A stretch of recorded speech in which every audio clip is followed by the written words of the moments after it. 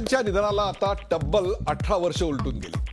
त्यांच्या सेवा कार्याबद्दल आता प्रश्नचिन्ह उपस्थित राहिले आणि हे प्रश्नचिन्ह उपस्थित केले दस्तूरखुद्द सरसंघचालक मोहन भागवत यांनी। अल्बेनियासारख्या देशात जन्मलेल्या मदर तेरेसांनी भारत ही आपली कर्मभूमी बनवली, त्याला आता बराच काळ लोटला। तब्बल 1946 म्हणजे स्वातंत्र्यपूर्व काळात त्या भारतात आल्या आणि अखेरचा श्वास घेईपर्यंत म्हणजे 1997 पर्यंत जेव्हा ज्योती बसू हे पश्चिम बंगालचे मुख्यमंत्री होते तोपर्यंत त्या भारतातल्या गरीब पीडित रुग्णांची सेवा करत होत्या। या सेवाभावी कार्यासाठी 1962 मध्ये त्यांना मॅगसेसे अवॉर्ड, तर 1979 मध्ये त्यांना शांततेसाठीचा नोबेल पुरस्कार, तर 1980 मध्ये भारतातला सर्वोच्च नागरी पुरस्कार म्हणजेच भारतरत्न किताबाने सन्मानित करण्यात आलं। मदर तेरेसांनी अखेरपर्यंत आपलं सेवाभावाचं व्रत प्राणापलीकडे जपलं, मात्र त्यांची सेवा निस्वार्थी नव्हती, त्यामागे ख्रिश्चन धर्मांतराचा उद्देश होता असा खळबळजनक आरोप मोहन भागवत यांनी केला। त्यामागे भागवतांची नेमकी भूमिका काय असावी, त्यांनी नेमकं हेच टायमिंग का बरं निवडलं? एकीकडे पंतप्रधान नरेंद्र मोदी धर्मस्वातंत्र्याची ग्वाही देत असतानाच राष्ट्रीय स्वयंसेवक संघाकडून जाणीवपूर्वक अशी वक्तव्य होत आहेत का? आणि ख्रिश्चन मिशनरींवरील धर्मांतराचा आरोप योग्य आहे का? मदर तेरेसांच्या हेतूंबद्दल शंका घेणं योग्य आहे का? यासारख्या असंख्य प्रश्नांचा वेध घेऊयात आजच्या खास रोखठोक या कार्यक्रमात। धर्मप्रसार की समाजसेवा।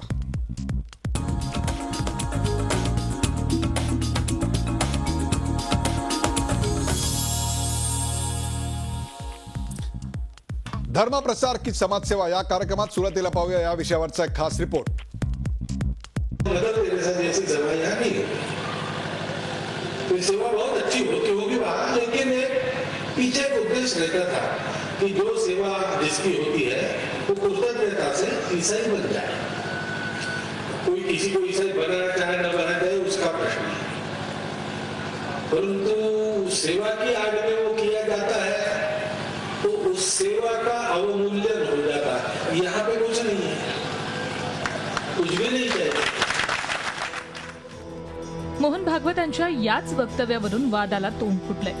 मदर तेरेसा म्हणजे सेवाभावाचं मूर्तिमंत उदाहरण। निळी किनार असलेली पांढरी शुभ्र साडी नेसलेल्या मदर तेरेसा म्हणजे वंचित, शोषित, आजारी, अनाथ लोकांसाठी आशेचा किरण जणू, ज्यांनी मातेच्या ममतेनं आणि बहिणीच्या मायेनं गोरगरिबांची, रुग्णांची सेवा केली।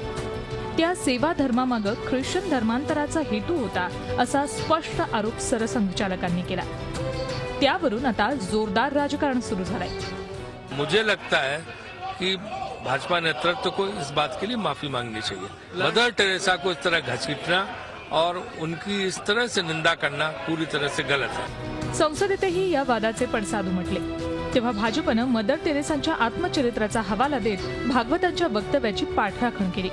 बायोग्राफी में उन्होंने खुद कहा है कि मैं कोई सोशल वर्कर नहीं हूं, क्योंकि उन्होंने कहा कि मुझे लोग सोशल वर्कर की तरीके से डिस्क्राइब करते। मैं कोई सोशल वर्कर नहीं हूं, मैं जीसस की वर्कर हूं और मेरा काम प्रोसेलिटाइज करना है और जीसस के शब्द को चारों तरफ फैलाना है और जीसस की प्रक्रिया में लोगों को ईसाई मत में बनाने का है। तो ये उनके अपने शब्द हैं।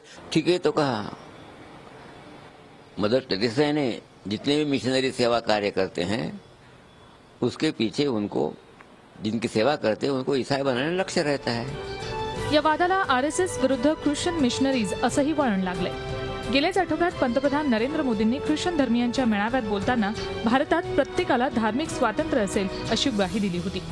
मोदींच्या या अजेंड्याला गालबोट लावण्याचा संघ परिवाराचा डाव असावा अशी शंका उपस्थित केली जाते। तो हो सकता है कि इनमें आपस में कुछ आरएसएस के और बीजेपी के बीच में कुछ तनाव हो और उस तनाव को ये बाहर निकाल रहे हो। तो हाँ, ये हो सकता है कि ये नहीं चाहते हैं कि सरकार जो अपने विकास के रेल पे चल रही है उस पे उनको चलना नहीं देना चाह रहे हो। मदर तेरेसांबाबत असं वक्तव्य करण्यामागे सरसंघचालकांची काय भूमिका असावी? ज्या मदर तेरेसांना त्यांच्या सेवाभावी कार्यासाठी नोबेल, भारतरत्न आणि मॅगसेसे अशा पुरस्कारांनी गौरवण्यात आलं, त्यांच्याबद्दल असा आक्षेप घेणं कितपत योग्य आहे? आणि अशा वादांमुळे जगभरात मान्यता पावलेल्या मदर तेरेसांची महती कमी होणार आहे का, असे सवाल आता उपस्थित होत आहेत। Bureau report, Zee Media. आपण पाहलात हा खास रिपोर्ट धर्मप्रसार की समाजसेवा आणि याच विषयावर चर्चा करण्यासाठी आपण आमंत्रित केलेलं आहे Father Francis Dibrito. Father Francis Dibrito हे ख्रिश्चन धर्माचे धर्मगुरू, त्याबरोबर अत्यंत चांगले लेखक आणि त्याहीपेक्षा विचारवंत आहेत. फादर, आपलं या कार्यक्रमात स्वागत. आपल्याबरोबर मधू चव्हाण, भारतीय जनता पक्षाचे प्रवक्ते मधू चव्हाण हे देखील आपल्याबरोबर. मधुभाई, आपलं या कार्यक्रमात स्वागत. सचिन सावंत, काँग्रेसचे प्रवक्ते सचिन सावंत आपल्याबरोबर आहेत. सचिनजी स्वागत. आणि व्यंकटेश आबदेव, केंद्रीय मंत्री विश्व हिंदू परिषद व्यंकटेश आबदेव हे देखील आपल्याबरोबर आहेत. या चौघांचं या कार्यक्रमात मी पुन्हा एकदा स्वागत करतो. अर्थातच पहिला प्रश्न फादर फ्रान्सिस दिब्रिटो आहे ना.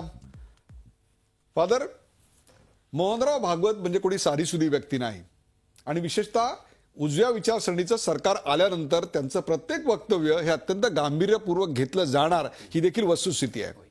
4 दिवसापूर्वी मोदींनी ख्रिश्चनांच्या मेळाव्यात असं स्पष्टपणे सांगितलं की प्रत्येकाला धर्म स्वातंत्र्याची पूर्ण हमी मी देतो आणि कुठल्याही धर्माचा दुसऱ्या कुठल्याही धर्मावर दबाव असता कामा नये असे विचार त्यांनी व्यक्त केले.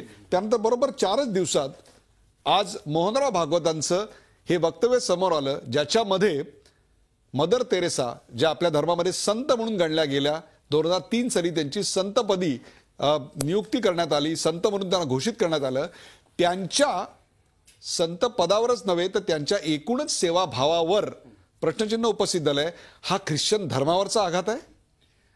प्रथमतः हे जे टायमिंग आहे त्याचा थोडासा विचार व्हावा. तो माझा प्रांत नाही आहे, पण टायमिंग दिसतो काहीतरी. आणि पंतप्रधानांनी जे काही सांगितलं 2 दिवसापूर्वी धर्म स्वातंत्र्यासंबंधी, अर्थात ते भारतीय घटनेमध्ये नमूद केलेलं आहे. त्याचा त्यांनी पुनरुच्चार केला, पण हे केला हे फार चांगलं झालं. त्यांनी एक भारतीय धर्मगुरू जे अफगाणिस्तानामध्ये तालिबानाच्या ताब्यात होते त्यांना सोडवण्यासाठी देखील प्रयत्न केले. त्याबद्दल मी पंतप्रधानांना धन्यवाद देतो की पंतप्रधान सगळ्यांचे असतात, ते विशिष्ट पक्षाचे राहत नाही आहेत, सर्व भारतीयांचे ते पंतप्रधान आहेत. तर त्या एक चांगली भूमिका त्यांनी मांडलेली आहे, आपलं मत व्यक्त केलेलं आहे. त्याच्यानंतर हे जे काही होतं आणि तुम्ही बोललात की भागवतांसंबंधी, त्यांच्याविषयी मला आदर आहे, त्यांचं पद मोठं आहे. पण त्यांनी जी भूमिका घेतली, जे वक्तव्य केलं आहे ते अतिशय गंभीर आहे.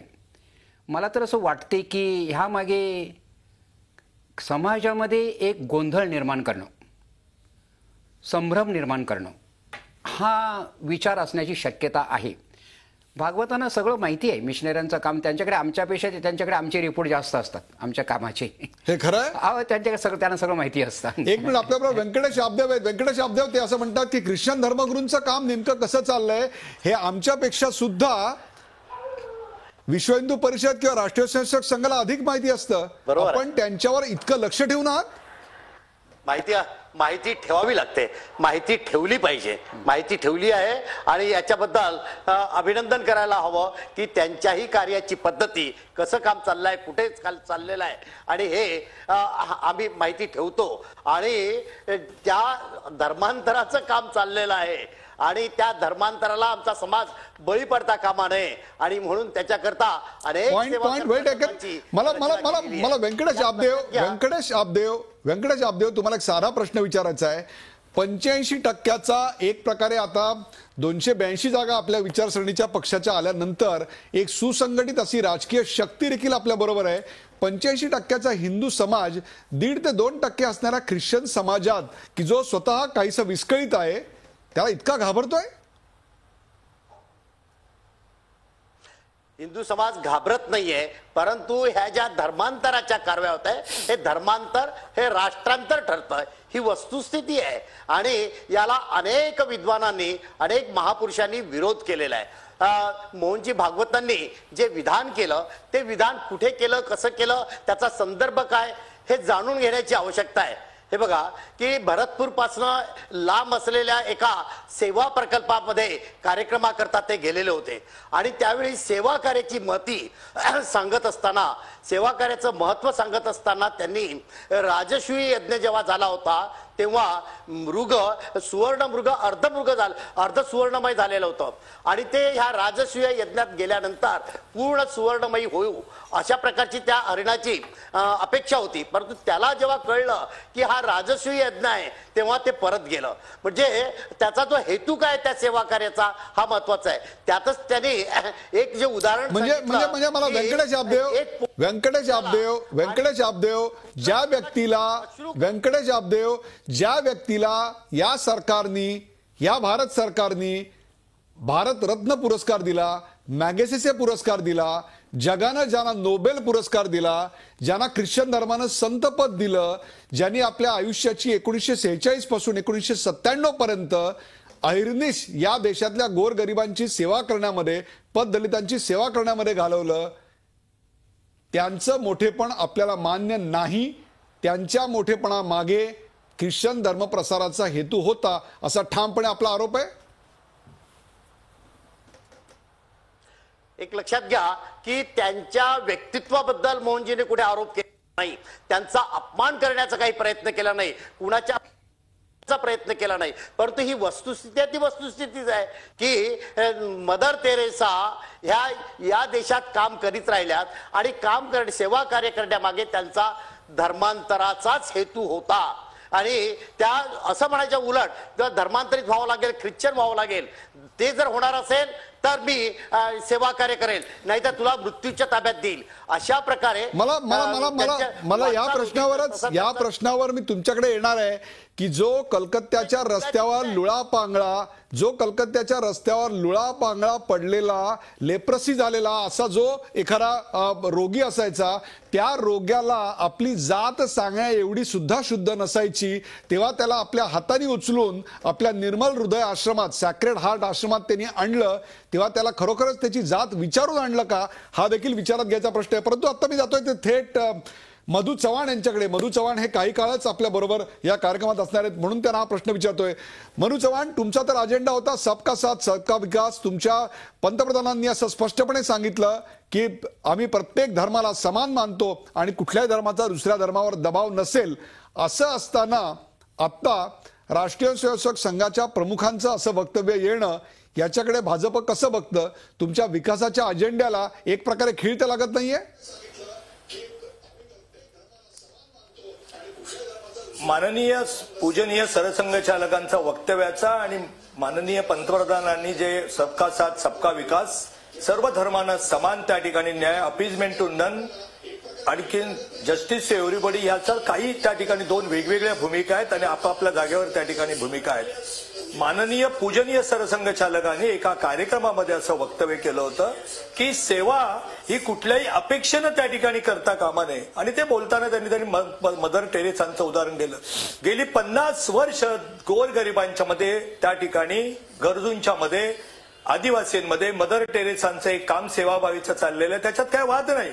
परंतु अतिशय स्पष्टपणे असं महात्मा गांधींची सेवा कार्य चालायची. दरिद्र नाण्याची सेवा. आता दरिद्र नाण्या प्रत्येक माणसामध्ये ईश्वर असतो. तो ख्रिश्चन मानणाऱ्याचाच ईश्वर असला पाहिजे, हिंदूंना मानणाऱ्यांचाच ईश्वर असला पाहिजे असं काही नाहीये. आणि पूजनीय मदर टेरेसांनी, आदरणीय मदर टेरेसांनी अनेक वेळेला असं सांगितलेलं आहे की मी येशूचा संदेश सगळीकडे देणार आहे. एखाद्या त्या ठिकाणी सेवा करणं, फळं देणं आणि येशूचं अमृत घ्या म्हणजे तू बरा होशील हे सांगणं. आणि म्हणून त्यांनी त्याला पूर्ण आदर ठेवून असं सांगितलेलं आहे की सेवा करत असताना सुद्धा ज्याची सेवा करतोय त्याने येशूचा धर्म स्वीकारावा, ख्रिश्चन धर्म स्वीकारावा. हा कुठेतरी मनातला अदृश्य भाव नक्की होता, हे पूजनीय सरसंघचालक सांगितलं. हा नाही भारतीय जनता पार्टीच्या राज्यामध्ये याच्यावर फ्रान्सिस दिब्रिटो यांचं मत घेणार आहोत. परंतु काँग्रेस या सगळ्याकडे कसं पाहत आहे, याच्या टायमिंग बद्दल आपल्याला काय म्हणायचं आहे? सचिन सावंत. नाही, हे सरसंघचालकांचं जे मत आहे हे संघ परिवाराचं मत गेल्या अनेक वर्षाचं राहिलेलं आहे की दुसऱ्या धर्मामध्ये किंवा दुसऱ्या विचारांमध्ये अशा तऱ्हेचं काम करणारी जे आदर्शवादी व्यक्तिमत्व कसं होऊ शकतं, हा सगळ्यात महत्वाचा प्रश्न आहे. एक लक्षात घेतलं पाहिजे की स्वतःचं अंतर्मन काय सांगतं ह्याकडे महत्वाचं मला असं वाटतं की दृष्टिक्षेप आपल्याला दिला पाहिजे. कारण सरसंघचालकांना जर आठवण करून द्यायची झाली तर 1952 साली जे तुम्ही वनवासी कल्याण आश्रम काढला, हा प्रतिसादात्मक त्या ठिकाणी विषय होता, सेवाभावाचा विषय पहिल्यांदा नव्हता. त्या ठिकाणी ख्रिश्चन मिशनऱ्यांचं काम जर चाललेलं असेल, आदिवासींच्या संदर्भामध्ये जाऊन ते तिकडे काम करत असतील तर त्या ठिकाणी अशा तऱ्हेचं काम केलं पाहिजे. बरं, त्यांनी नाव का द्यावं बदललं, वनवासी का केलं, हा एक फार मोठा प्रश्न आहे. वनवासी म्हणणं म्हणजे सगळ्या आदिवासी समाजाला वनामध्ये ढकलून देणं. हा जेव्हा का काढला, कारण त्यांच्या मूळ जो गाभा आहे की ह्या देशामध्ये जे राष्ट्र आहे ते हिंदू राष्ट्र आहे आणि आम्ही आर्य आहोत, आम्ही हिंदू इथे पुराधी काळापासून आहोत. त्यामुळे दुसरा आदिवासी असू कसा शकतो, पहिला आधी कसा असू शकतो. त्यामुळे या सगळ्या गोष्टी जर पाहिल्या तर यांची जी काही सेवाभावाची नाटकं झालेली आहेत ती नुसताच स्वतःच जे काही जो काही अंतर्गत करत असेल तर त्याला नाकारणं, त्याला भीतीदायक परिस्थितीमध्ये निर्माण करणं हे त्यांच्या राजकीय आणि त्यांच्या एकंदर संघटनात्मक कारवायांना पोषक आहे. त्यामुळे अशा तऱ्हेची वक्तव्य सातत्याने येतात. आधी अशोक सिंगलांनी पण तशा तऱ्हेचं वक्तव्य दिलेलं आहे. त्यांना तर त्या ठिकाणी अशा तऱ्हेचं भारतरत्न का द्यावं अशा तऱ्हेचे प्रश्न उच्चारलेले आहेत. परंतु मला एकच प्रश्न विचारायचा आहे मधु चव्हाणांना आणि त्याचबरोबर व्यंकटेश काब्देवांना की त्या ठिकाणी लालकृष्ण अडवाणी असं म्हणतात की मदर टेरेसा ह्या प्रत्येक सामाजिक काम करणाऱ्या आणि स्वतःपेक्षा अत्यंत कमी असलेल्या व्यक्तीला हात देणाऱ्यांसाठी भविष्य काळामध्ये देखील इन्स्पिरेशन राहतील असं मत कोणाचं आहे? लालकृष्ण अडवाणींचं आहे. मग त्यावेळेला त्यांनी हा विचारात घेतला नव्हता का मुद्दा? आणि अटल बिहारी वाजपेयींनी ज्या वेळेला शपथ घेतली 1996 साली पंतप्रधान पदाची, दुसऱ्या दिवशी जाऊन त्या ठिकाणी यांची भेट घेतली मदर टेरेसांची, त्यावेळेला त्यांच्या मनामध्ये हा विचार नव्हता का? त्यामुळे एकंदरच आजचं हे जे काही चाललेलं आहे ते पूर्णतः राजकीय पोळ्या भाजायचे धंदे चाललेले आहेत. या संदर्भामध्ये निश्चितपणे मदर टेरेसा सारख्या अतिशय सचिन सावंत यांनी दोन ऐतिहासिक संदर्भ देत एक प्रकारे लालकृष्ण अडवाणी यांचा भाजप आणि नरेंद्र मोदी यांचा भाजप हे दोन्ही वेगवेगळे आहेत असं स्पष्टपणे आता प्रतिपादन केलंय. त्यांनी दोन प्रश्न उपस्थित केले. याच्यावर मधु चव्हाण यांचं उत्तर भारतीय जनता पक्षाचे प्रवक्ते मधु चव्हाण यांच्याकडून. मधु चव्हाण, असं आहे उदयजी की आता या ठिकाणी सचिन सावंत म्हणाले की 1952 साली. होय, अगदी बरोबर आहे, अगदी बरोबर आहे. ज्या वेळेला असं लक्षात आलं की हिंदू समाजाचं आपण संघटन करतोय त्यामुळे देशसेवेची भाषणं मोठी मोठी देऊन या ठिकाणी हिंदू समाज आपल्याला संघटित होणार नाही. तर असा अनेक समाजाचा घटक आहे जो उपेक्षित आहे, जो जातीभेदामध्ये त्या ठिकाणी भरडला गेलेला आहे. आणि त्यामुळे राष्ट्रीय स्वयंसेवक संघाने असं ठरवलं एक तर सामाजिक समरसता आणि जो आपला आदिवासी बंधू आहे ज्याला वनवासी हा शब्द हा सन्मानाचा शब्द आहे, हा त्या ठिकाणी अपमानास्पद शब्द नाही आहे. जरूर आम्ही हा विचार केला, अतिशय स्पष्टपणे सांगतो की आमिष दाखवून या देशामध्ये गोवाचं जे आज ख्रिश्चन बंधू आहेत माझे, आज त्या ठिकाणी माझे राष्ट्रबंधू आहेत, माझ्या रक्ताचं नातं आहे, मला आदर आहे जेवढा हिंदूंबद्दल असेल, पण सगळा गोवा जवळजवळ जो काही ख्रिश्चन समाज आहे तो काय पूर्वी हिंदू होता, कसा झाला? पूर्वांचलमध्ये जर आपण गेलो त्या ठिकाणी मिझोराम किंवा या सगळे राज्य आहेत त्या ठिकाणी आज त्या ठिकाणी आम्ही या राष्ट्राचे नाहीच आहोत. आणि विद्यार्थी परिषदेपासून काम करणार म्हणजे आता जे त्या ठिकाणी राज्यपाल झालेले आहेत ते राज्यपाल पद्मनाभ आचार्य यांनी त्या भागात काम केलं की तिथले अनेक ख्रिश्चन ह्या आमचा देश नाही, आम्ही या देशाचा भाग नाही. आणि म्हणून आता जे वामदेव म्हणाले की धर्मांतर म्हणजे राष्ट्रांतर, ते एका कोणाच्या द्वेषापोटी निर्माण झालेलं नाहीये. राहिला मुद्दा आदरणीय अटलजींनी लालकृष्ण, बरोबर आहे, मदर टेरेसा या आदरणीय व्यक्तिमत्व आहेत. त्यामुळे आदरणीय व्यक्तिमत्व मग ते ख्रिश्चन असो, मुस्लिम असो, ज्यू असो, कोणी असो, त्यांना जाऊन भेटणं, त्यांना सद्भावना देणं, त्यांचा आदर करणं ही भारतीय संस्कृती आहे, हिंदू संस्कृती आहे, या भूमीची संस्कृती आहे. त्यामुळे माननीय पूजनीय सरसंघचालकांनी मदर टेरेसांचा अपमान जराही केलेला नाही. सेवाभावी वृत्तीमध्ये सहज काढलेलं वाक्य आहे की सेवा करण्यामध्ये जर एखादी हिडन कुठली सायलेंट कुठली वेगळी सचिन सावंत किनार त्यांच्या सेवेला कुठलाही अपमान करायचा हेतू नव्हता, सहज काढलेलं वाक्य असं ते म्हणतात. काय सांगाल? नाही, हा RSSचा फुल फॉर्म काय आहे की रुमर स्प्रेडिंग सोसायटी. एकंदरच जे वक्तव्य आलेलं आहे ते अशा तऱ्हेने सहज येतं आणि ते देखील मदर टेरेसा सारखा ज्यांना भारतरत्न मिळाला, मेगासेसे पुरस्कार मिळाला, नोबल प्राइज मिळालेला आहे, त्यांच्यासाठी संघ संचालकांकडनं अशा तऱ्हेचं सरसंघचालकांकडनं अशा तऱ्हेचं वक्तव्य येतं आणि ते सहज येतं. हे जर म्हटलं तर त्यांच्या विरोधामधले जे काही वक्तव्य आले त्याला इतक्या तऱ्हेने उत्स्फूर्तपणे कशा तऱ्हेने रिएक्शन येते संघाकडनं किंवा इतर शाखांकडनं. ऐका उदयजी, पहिली गोष्ट अशी की वनवासीच्या संदर्भामध्ये, कल्याण आश्रमाच्या संदर्भामध्ये त्याची पार्श्वभूमी तुम्ही जर लक्षात घेतली तर ती द्वेषात्मक निर्माण केलेली पार्श्वभूमी आहे. त्या ठिकाणी आदिवासींचं धर्मांतर करण्याचा जो प्रकार म्हणून दाखवायची, त्याची भीती दाखवायची आणि त्या आदिवासींनी आमच्याकडे यावं. आता तुम्ही जर म्हणालात वनवासी म्हणून सन्मान केला, अनेक राजे त्या ठिकाणी, गौड राजे, अनेक राजे त्या ठिकाणी आदिवासी समाजाचे निर्माण झाले आहेत. आधी वेगवेगळ्या समाजाचे, महादेव कोळी समाज वगैरे सगळेजण आदिवासीमध्ये आहेत. त्यांना वनवासी म्हणण्याचा अधिकार तुम्ही कोणी दिला होता? त्यांचा तो अपमान आहे, हे तुम्ही त्यांचा सन्मान म्हणत असाल, हा तुमचा लोकांना दाखवायचा दृष्टिकोन असेल, पण त्यांच्या दृष्टिकोनातून तो अपमान आहे हे का नाही लक्षात घेत? त्यामुळे एक लक्षात घेतलं पाहिजे, हे जे काही सेवाभाव वगैरे तुमचा जो ढकोसला चाललेला असतो, तुमचं जे थोतांड चाललेलं असतं ते द्वेषात्मक निर्माण झालेलं असतं आणि तुमचा हिडन अजेंडा आहे की या देशामध्ये हिंदुत्ववादी भूमिका घेऊन या देशाचं सगळ्या प्रमाणे धर्मनिरपेक्षतेला विरोध करावा आणि धर्मांधतेला वाव द्यावा आणि त्याने राजकारण करावं आणि भाजपला पूरक परिस्थिती निर्माण करावी. स्वप्न आहे हिंदू राष्ट्राचं, ते साकार करावं. मिशनऱ्यांचं स्वप्न नाही त्याच्या तऱ्हेचं, मिशनऱ्यांचा प्रेमाचा संबंध आहे त्याच्यामध्ये. मला लक्षात घेतलं पॉइंट पाहिजे. भेटेल. सचिन प्रेमानंद हा विषय आहे. सावंत आणि ज्या मदर तेरेसांबद्दल बोलताय, सावंत नाही उदयजी एकच शब्द. मला तुम्ही एका एकच प्रश्नाचं शब्द, उत्तर द्या की एकच. जसे सेवा प्रकल्प राष्ट्रीय स्वयंसेवक संघानं उभे केले तशा स्वरूपाचे सेवा प्रकल्प जसे मदर तेरेसा यांनी उभे केले असे कुठले प्रकल्प काँग्रेसने उभे केले हे तरी कळू द्या समाजाला. एक लक्षात घेतलं पाहिजे, काँग्रेस ही राजकीय संघटना आहे आणि सामाजिक कामामध्ये आम्ही सगळेजण समरस असतो. अशा हजारो संघटना या देशाची राष्ट्र उभारणी जर केली असेल ती काँग्रेस पक्षाने केली, संघाने केलेली नाही. संघाने या राष्ट्राला खऱ्या अर्थानं चुकीच्या दिशेने घेऊन जाण्याचा प्रयत्न चालवलेला आहे आणि त्याला आम्ही सातत्याने विरोध करतो आहोत. हे लक्षात घ्या. या देश घडवण्याचं कामच काँग्रेस पक्षाने केलं आहे. लोकशाही आणण्याचं काम, संविधान घडवण्याचं, या देशामध्ये रुजवण्याचं, सगळ्यांना अधिकार देण्याचा, सगळ्यांना स्पीचचा अधिकार देण्याचं काम काँग्रेस पक्षाने या सगळ्यावर संघाच्या बरोबर कधीच होऊ शकत नाही. व्यंकटेश आपदेव हे उत्तर देतील, परंतु व्यंकटेश आपदेव एक छोटीशी शंका माझ्या मनामध्ये, त्याचं उत्तर द्या मग आपण ब्रेक घेऊया. राष्ट्रीय स्वयंसेवक संघ अल्पसंख्याकांसाठी, तेही या देशाचा तेवढाच भाग आहेत, मग त्यात ख्रिश्चन आले, मुस्लिम आले, यांच्यासाठी एखादा तरी सेवा प्रकल्प राबवते का? अगदी फाळणीच्या काळात देखील संघानं प्रचंड काम केलं, परंतु ते काम हिंदू स्थलांतरित अशा भागातच होतं. अल्पसंख्याक स्थलितांतरित यांच्यावर आपलं काम होतं का? नेमकं अल्पसंख्याकांसाठी RSS नेमकं काय करतंय? हे लक्षात घ्या की उदयजींना सावंतांना कल्पना नसेल की विश्व हिंदू परिषद, संघ परिवार जे सेवा प्रकल्प चालवित आहेत त्याच्यामध्ये असा कुठलाही भेद केला नाही. ज्या नैसर्गिक आपत्ती येते तेव्हा त्या आपत्तीच्या वेळी मग काश्मीर असेल, गुजरात असेल किंवा भूकंप असेल, त्या ठिकाणी मुसलमान की ख्रिश्चन असा भेद नाही केला. मुसलमानांना देखील मदत केली, ख्रिश्चनांना देखील मदत केली. आणि एवढंच नाही तर त्यांना नमाज पढण्याकरता देखील जागेची उपलब्धता करून दिली आणि ख्रिश्चनांना प्रार्थनेकरता उपलब्धता करून दिली. आणखी एक मला कदाचित आश्चर्य वाटेल, संघामध्ये प्रवेश देता का? नाही, संघ परिवार एवढा कसा हे आहे, म्हणजे काश्मीरमध्ये एका सेवा प्रकल्पामध्ये मुसलमान देखील लाभ घेत आहेत.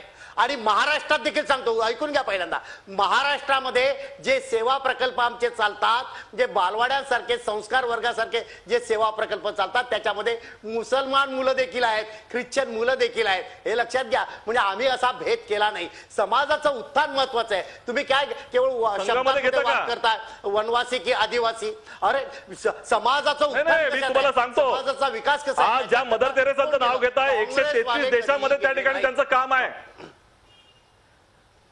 नाही लक्षात घ्या, 133 देशामध्ये त्या मदर तेरेसांचं काम आहे. ज्या तऱ्हेनं भारतामध्ये आहे, अनेक ख्रिश्चन कॅथलिक देशांमध्ये देखील आहे. त्या ठिकाणी काय धर्म परिवर्तन करायला गेल्या होत्या का त्या? ऐकून घ्या. आणि तुम्ही तुमचे अशोक सिंगल जे म्हणतात की या ठिकाणी 800 वर्षांना हिंदू राज्य आलेलं आहे, त्या दोघांचाही वाद आता टिपेला गेलेला आहे. फादर फ्रान्सिस दिब्रिटो, मदर तेरेसांवर अशा प्रकारचे आरोप करणारे मोहन भागवत हे काही पहिले गृहस्थ नाहीत, बरोबर आहे? यापूर्वी देखील मदर तेरेसांवर असे आरोप झालेले होते. ते आरोप करणारे रोमन कॅथलिक देखील होते. किंबहुना त्यांना संतपद देण्याला जो वादविवाद निर्माण झाले होते, ते वादविवाद निर्माण करणारे कोणी हिंदू नव्हते, तर रोमन कॅथलिक पंथीयच होते. त्यांनी देखील त्यांना विरोध केला होता.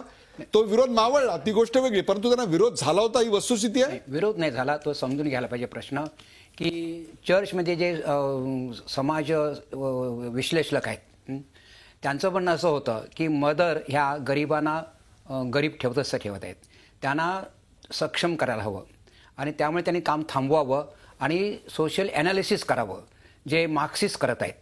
तेव्हा मदरने त्यांना उत्तर दिलं की माझं कार्य हे त्या प्रकारचं नाही आहे.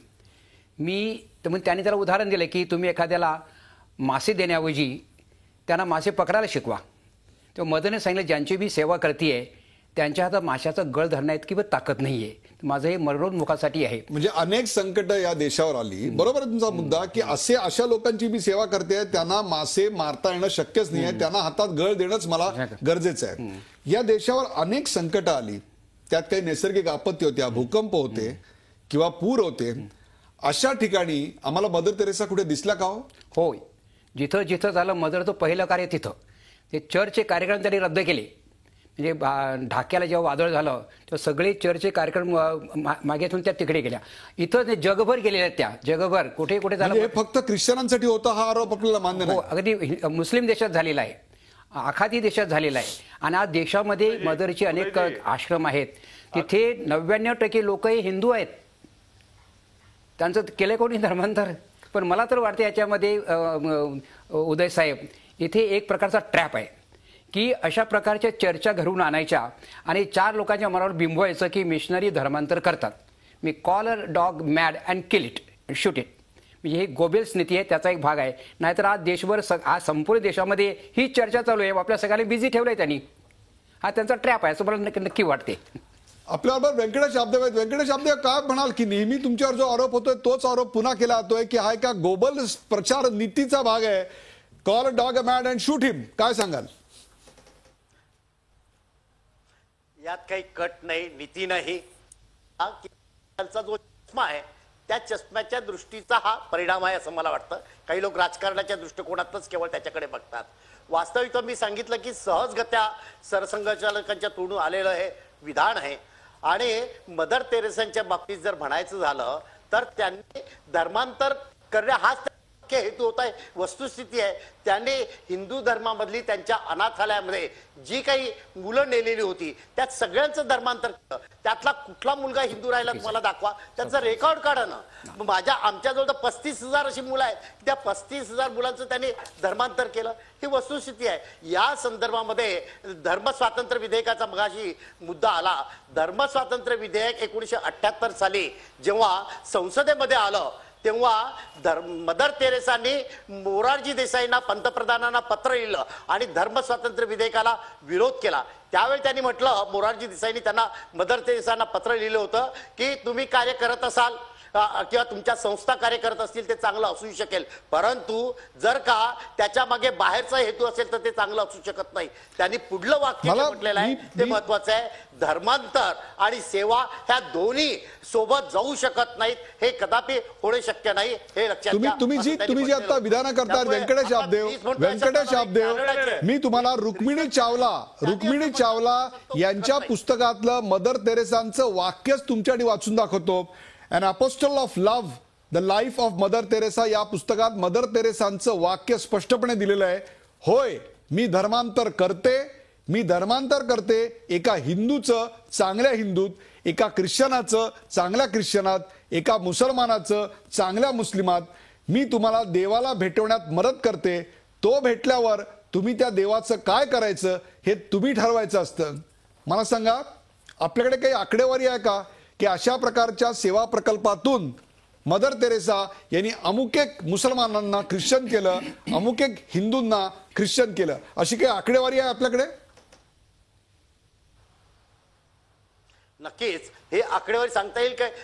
या देशामध्ये जे अनाथालय होती आणि त्यांनी चालवलेली ती सगळीच्या सगळी, एक दुसऱ्याने सगळी 35,000चा आकडा मी सांगितला की यांचा धर्मांतराचंच काम होतं आणि धर्मांतरा करता ते करीत होतं. कॅनडाचे रिसर्चर त्यांनी आता पेपर्स तयार केलेत आणि त्यांनी म्हटलं मदर तेरेसा ह्या संत होऊ शकत नाही, त्यांनी धर्मांतराचं सगळं काम केलेलं आहे, हाच त्यांचा हेतू होता. मला व्यंकटेश आबदेव, मी तुम्हाला आकडेवारी विचारतोय, तुम्ही आकडेवारी सांगत नाही आहात. मी तुम्हाला दुसऱ्या पद्धतीने हा प्रश्न विचारतो. आज जवळपास भारतातल्या प्रत्येक मोठ्या गावामध्ये ख्रिस्ती मिशनऱ्यांनी चालू केलेल्या शाळा आहेत, कॉलेज आहेत किंवा त्यांनी चालू केलेली इस्पितळं किंवा रुग्णालय आहेत. यांच्यामध्ये आता जे रुग्ण उपचार घेत आहेत किंवा जे विद्यार्थी शिकत आहेत त्यांच्या पालकांना या वक्तव्यातून, या आपल्या भूमिकेतून नेमका कोणता संदेश मिळतो? रुग्णांनी अशा रुग्णालयातून स्वतःची उपचार करून घेऊ नयेत, अशा शाळांमधून पालकांनी आपल्या मुलांना शिकवू नयेत, अशा प्रकारचे आपले विचार आहेत का व्यंकटेश आबदेव? नियोगी आयोगाने या संदर्भामध्ये शिफारस केली दिला, त्यात त्यांनी असं म्हटलं, धर्मांतराच्या हेतूने जी काही सेवा कार्य चाललेली आहेत ती प्रतिबंधित व्हावीत. त्या संदर्भामध्ये जो काही पैसा येतो तो प्रतिबंधित व्हावा, ह्या संस्था ज्या चाललेल्या आहेत त्या प्रतिबंधित व्हाव्यात, हे त्यांनी नियोगी आयोगाने म्हटलेलं आहे. म्हणजे धर्मांतराचा हेतू ठेवून अशा प्रकारची सेवा कार्य चालत असेल तर तशा प्रकारची सेवा कार्य आम्हाला नको आहेत, असं महात्मा गांधींनी देखील म्हटलं. काँग्रेसने जरा हे लक्षात घेतलं पाहिजे. आणि त्यामुळे अनेक सेवा कार्य आहेत. आम्ही नुसते तोंडलेखले बोलत नाही आहोत. संघ परिवाराकडनं 1.5 लाखापेक्षा अधिक सेवा प्रोजेक्ट चालवले जातात. एकट्या विश्व हिंदू परिषदेकडनं 58,000. मला मगाशी व्यंकटेश यादव ब्रेकची वेळ झाली आहे. ब्रेकच्या आधी मला 1.5 लाख सेवा प्रकल्प तुमचे चालू आहेत याबद्दल तुमचं अभिनंदन करतो. परंतु मला तुम्ही 2 गोष्टींची उत्तरं दिली नाहीत. त्यातलं पहिलं आहे 1984 साली जेव्हा दिल्लीमध्ये शीखांच्या विरोधात दंगली झाल्या त्यावेळेला राष्ट्रीय स्वयंसेवक संघाची नेमकी भूमिका काय होती, त्यावेळच्या सेवा कार्यामध्ये राष्ट्रीय स्वयंसेवक संघाने भाग घेतला होता का? जसं तो 1947 साली फाळणी झाली त्यावेळेला स्थलांतरित हिंदूंमध्ये सेवा कार्य आपली चालू होती. त्या व्यतिरिक्त हिंदू समाजा व्यतिरिक्त अल्पसंख्याकाच्या भागामध्ये आपली सेवा कार्य आता कुठे चालू आहेत सांगा.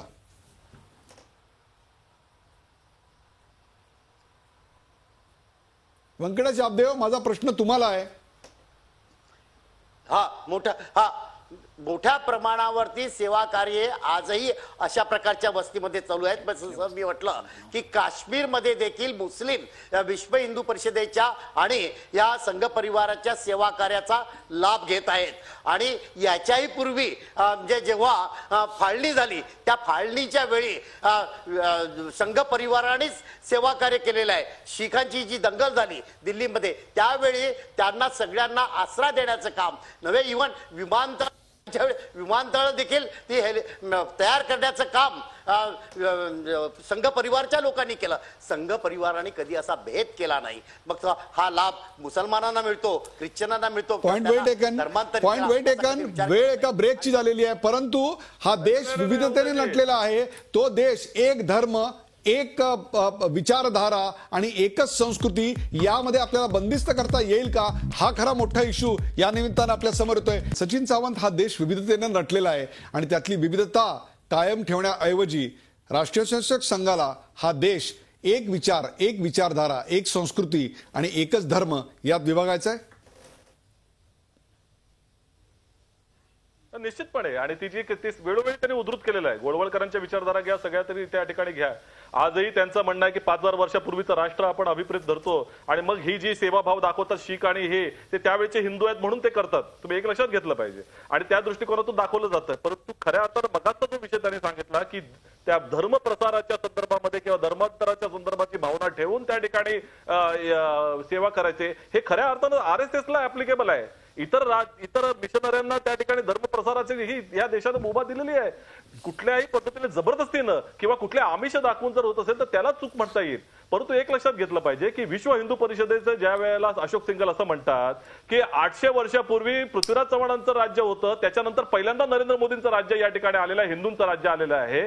त्यावेळेला ह्यांचा दृष्टिकोन काय आहे हे त्यातलं दिसून येतं आणि इतर समाजाकडे, इतर धर्मांकडे बघण्याचा त्यांचा जो काही दृष्टिक्षेप आहे त्या तो दिसतो. आणि सगळ्यात महत्वाचं म्हणजे RSSला हिंदू धर्माचा ठेका कोणी दिला. आणि दुसरी गोष्ट की हिंदू धर्मामध्ये आज काही बदल घडवायचे, चांगले काही घडवायचे, सती प्रथेला विरोध करायचा, हिंदू कोड बिलला विरोध करायचा, जातीयवादाच्या संदर्भामध्ये काही भूमिका घ्यायची नाही, त्याच्या त्यांनी केलेले आहेत. मला एक महत्वाच्या विषयावर मला फक्त एकच गोष्ट सांगायची आहे उदयजी, एकच मदर टेरेसा या व्यक्तिमत्वाच्यासाठी जर बघायचं झालं तर 133 देशांमध्ये काम चालू त्यांचं आहे. त्या देशांमध्ये बहुसंख्य हे कॅथलिक आहेत, त्यामुळे त्या ठिकाणी धर्मप्रसार करायचा त्यांना होता का कॅथलिक देशामध्ये जाऊन? आणि भारत देशामध्ये ज्या त्यांनी काम केलेलं आहे अशा तऱ्हेची कुठलीही घटना त्या ठिकाणी आलेली नाही. उलट मगाशी तुम्ही सांगितलेलं अजून एक मी गोष्ट सांगितली की त्यांनी लोकांनी टाकलेल्या, कुटुंबाने देखील टाकलेल्या लोकांची सेवा केली आणि त्यावेळेला हातात हात घेऊन, म्हणजे असा तऱ्हेचं वक्तव्य आहे, हातात हात घेऊन त्यांनी सांगितलं तुम्ही तुमची प्रार्थना म्हणा, मी माझी प्रार्थना म्हणते. व्यंकटेश यादव, तुम्ही तुमचा मुद्दा मांडलेला आहे. व्यंकटेश यादव, एकीकडे मोदी धर्म स्वातंत्र्याची ग्वाही देत आहेत तर दुसरीकडे तुम्ही धर्म स्वातंत्र्य हिरावण्यापासून गोष्टी करताय. नेमकं राष्ट्रीय स्वयंसेवक संघाला हवंय तरी काय या देशाची विविधता नष्ट करून हा देश फक्त हिंदू राष्ट्र आहे असं घोषित करायची आपल्याला एक प्रकारची मनीषा आहे आणि त्याचंच हे स्वरूप पुन्हा पुन्हा वारंवार समोर येत आहे. काय सांगाल? या देशामध्ये अनेकता में एकता ही वस्तुस्थिती आहे आणि अनेकता में एकता होत असताना की या देशात जे जे कोणी राहतात त्या सगळ्यांची संस्कृती, वाडवडील, पूर्वज एकच आहेत आणि त्या अनुरोधाने सगळ्यांनी एकत्रित यावं, एक परिवार म्हणून राहावं आणि वसुदैव कुटुंबकम अशा प्रकारचा जो विचार आहे त्या विचारामध्ये एकत्रित यावं. याचा अर्थ असा नाही की आम्ही कधी म्हटलं की तुमची उपासना पद्धती तुम्हाला फॉलो करता येणार नाही, म्हणजे ख्रिश्चनांना त्यांची प्रार्थना म्हणता येणार नाही किंवा मुसलमानांना नमाज पढता येणार नाही असा कधीही संघ परिवाराने विचार मांडलेला नाही. फक्त तुमचे वाडवडिलांची जी संस्कृती आहे ती संस्कृतीला माना. आणि आता आम्ही म्हणतो असं नाही, याला तर यश यायला लागलं. आता मुस्लिम म्हणायला लागलेत की शंकर भगवान देखील जे वक्तव्य केलं त्याला तुमचं काय म्हणणं आहे? तुमचे विश्व पंत परिषदेचे अध्यक्ष ख्रिश्चन देखील म्हणायला लागलेत की आम्ही प्रथम हिंदूच आहोत, असा नंतर ख्रिश्चन आहोत, आम्ही प्रथम भारतीय. मला तर या कार्यक्रमाचा शेवट करताना मला पुन्हा फ्रान्सिस दिब्रिटो यांच्याकडे जायचंय. फ्रान्सिस दिब्रिटो, याच्यावरची अनेक मतांतर पाहिलीत. ख्रिश्चन धर्मातल्या अनुयायांवर याचा नेमका काय परिणाम होईल? ख्रिश्चन लोक भारतामध्ये अल्पसंख्याक आहेत. थोडासा तो एक कॉम्प्लेक्स आहे की आपण अल्पसंख्याक आहोत. भीती निर्माण करणं हा याचा हेतू आहे. पण मला वाटते भारतीय ख्रिश्चन लोक हे 100% ख्रिश्चन आहेत, 100% राष्ट्रवादी आहेत, देशाची सेवा करणारे आहेत. त्यामुळे ते भिणार नाही आहेत. आम्ही या देशाचे इतरा इतकेच नागरिक आहोत. मदर तेरेसा जो प्रश्न काढलेला आहे, मला पुन्हा कालीमाताकडे जायचं आहे. कालीमातेच्या मंदिरामध्ये मदर तेरेसाचा आश्रम आहे. मी माझ्या सगळ्या संघातल्या मित्रांना आमंत्रण देऊ इच्छितो की आपण एकत्र जाऊया, तिथं 8 दिवस एकत्र राहूया. आता तिथं नियम काय आहे, तिथं आल्यानंतर सेवा करावी लागते. तिथे तुमचा खर्च तुम्हाला करा, फक्त तुम्हाला ब्रेकफास्ट मिळेल. मी सेवा करायला तयार आहे. आपण एकत्र सेवा करून बघूया कुठे नक्की काय होतंय तिकडे. हे प्रत्यक्ष जागेवर न जाता अशा प्रकारचे आरोप करून भ्रम निर्माण करायचा, संभ्रम निर्माण करायचा. मला इथे आठवते मंगेश पाडगावकर यांची एक कविता. ते असं म्हणतात की जेव्हा उचलतात मदर तेरेसा भिकाऱ्याला, नाहू खाऊ घालतात त्याला, तेव्हा ऐकू येते मला कुठल्याही मंदिरात न गायलेलं भक्तिगीत. वा, काय म्हणतात? जेव्हा उचलतात मदर तेरेसा एखाद्या भिकाऱ्याला, नाहू माकू घालतात त्याला, तेव्हा ऐकू येते मला कुठल्याही मंदिरात न गायलेलं भक्तिगीत. बरगड्या सगळ्यांनाच असतात, कूस एखाद्यालाच असते. बरगड्या सगळ्यांनाच असतात, कूस एखाद्याला असते. एक प्रकारे मदर तेरेसा यांच्या एकूणच संतपणाबद्दल आणि त्यापेक्षा सेवावृत्तीबद्दल काही प्रश्नचिन्ह त्यांच्या मृत्यूनंतर तब्बल 18 वर्षांनी निर्माण झाली आहेत. ज्यावेळेला त्यांचा मृत्यू झाला त्यावेळेला पश्चिम बंगालमध्ये मुख्यमंत्री होते ज्योती बसू. त्या ज्योती बसू यांना जेव्हा त्यांच्या मृत्यूवर प्रतिक्रिया विचारण्यात आली तेव्हा त्यांचं वाक्य आज मी शोधून काढलं आणि ते अत्यंत महत्वाचं आहे. आणि कदाचित या कार्यक्रमाचा शेवट करताना ते वाक्यच मला आधारभूत आणि या सगळ्या कार्यक्रमाचा सारांश आहे असं वाटतं. ते असं म्हणाले होते, there is one thing common amongst अस. म्हणजेच मदर तेरेसा आणि माझ्यामध्ये एक गोष्ट समान आहे आणि ती म्हणजे आम्हाला दोघांनाही पुअर म्हणजे गरिबांबद्दल अत्यंत कळवळा, कणव आणि प्रेम आहे. कोणीही या कळवळ्याचं आणि प्रेमाचं रूपांतर तिरस्कारात करू शकत नाही. हाच या कार्यक्रमाचा खरा अन्वयार्थ. सेवाभावी प्रकल्पांकडे अत्यंत निकोप दृष्टीनं पाहिलं पाहिजे, मग ते एखाद्या ख्रिश्चन मिशनऱ्यांनी केलेले असोत अथवा वनवासी कल्याण आश्रमाचे अनेक सेवा प्रकल्प असोत. सेवा प्रकल्प हे राजकारणाच्या दायऱ्याच्या बाहेर असावेत, हाच या चर्चेचा खरा सारांश. या चर्चेत सहभागी झाल्याबद्दल सर्व मान्यवरांचे आभार. ताज्या बातम्यांसाठी पाहत राहा झी 24 तास. रहा एक पाऊल पुढे. झी 24 तास रहा एक पाऊल पुढे.